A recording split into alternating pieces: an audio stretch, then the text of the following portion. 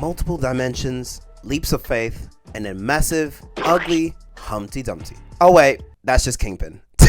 This film is wonderful, everything from its amazing use of color, the soundtrack, its animation style, and most importantly, its heart. Our new Spider-Man is centered around Miles Morales, who's a lovable and awkward kid similar to Tobey Maguire's Spider-Man. What I love about this movie is the fact or addition of Miles is that it allows for the same endearing personality that Spider-Man is known for, but adds enough different elements to make Miles shine and make him stand out from the past few Spider-Men before him. This starts off with the obvious of him being biracial, a mix of African American and Puerto Rican. Usually, I'm never one to care too much about diversity in media, as there is the whole problem with overrepresentation now, instead of making the movies good. However, when you've watched every other Spider-Man film and are a fan like me, it can get kind of boring seeing the exact same character copy and pasted onto someone else. Miles is also kind of OP in contrast to the other Spider-Man. For instance, he has invisibility and Bioshock powers.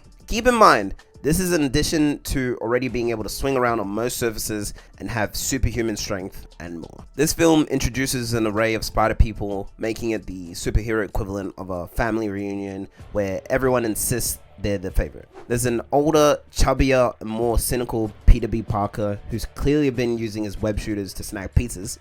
You have money, right? I'm not very liquid right now. Gwen Stacy, aka Spider-Woman, is the epitome of cool with a punk rock haircut and acrobatic prowess. But the real show stealers are the less conventional superheroes. Spider-Man Noir, a black and white detective from the 1930s who fights Nazis and can't see colors. Penny Parker, a Japanese schoolgirl with a telepathic link to her spider robot. And Spider-Ham, a literal talking pig who hails from a universe where everyone is an animal. It's like watching the Avengers if the Avengers were assembled by someone on a sugar high.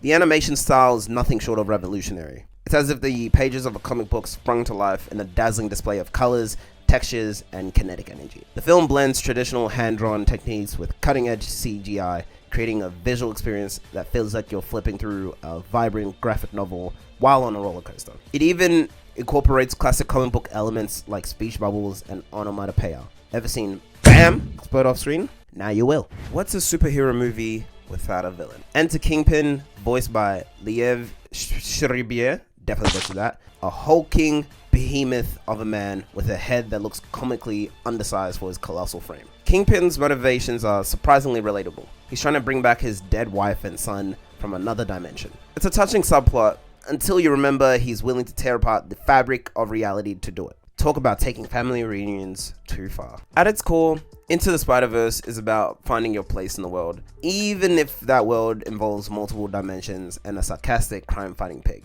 Miles' journey from a reluctant hero to full-fledged Spider-Man is heartfelt and relatable. He struggles with self-doubt, the expectations of his parents, and the daunting legacy of the Spider-Man who came right before him. But he learns to embrace his unique abilities, like the power to turn invisible at the most inconvenient times and make his own mark. Some of my favorite parts in relation to this included the leap of faith scene and Miles having to fight off the Prowler, who we soon found out to be his Uncle Aaron. No joke, dude, the Prowler easily has the most recognizable OST. This is my third time seeing this movie, and no matter where I hear it, usually memes, it's still super iconic. The leap of faith scenes has to be one of my favorite movie scenes ever. This comes shortly after his Uncle Aaron's passing and his dad being on the other side of his high school door talking to him. He's pouring his heart out to Miles because his brother's death makes him realize that if him and Miles keep going the same way they are now, they'll eventually drift apart just like him and Aaron. He goes on to tell Miles that he believes there's something special in him, a spark, and that Miles needs to believe in himself to make it a reality. So with this in mind, he jumps off a super high building,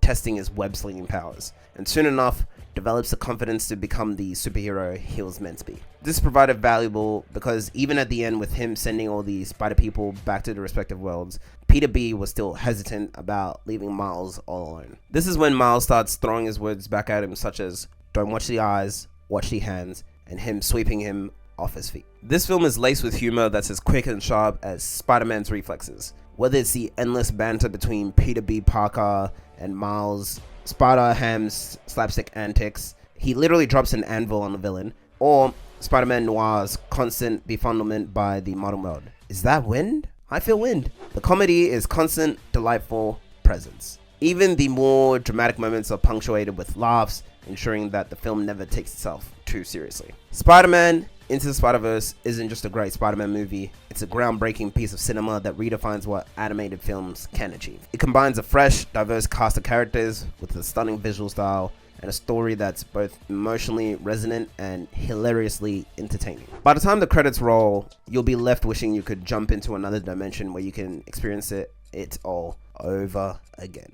And maybe, just maybe, you'll find yourself humming that catchy Spider-Ham theme song. Spider-Ham, does whatever Spider-Ham does. I also love how it beautifully sets up for the sequel, Across the Spider-Verse, which I have seen, y'all. The only thing I missed was the credits at the end, showing Miguel and his time travel journey. Thank you guys for watching. This is Black Sugar 11, out.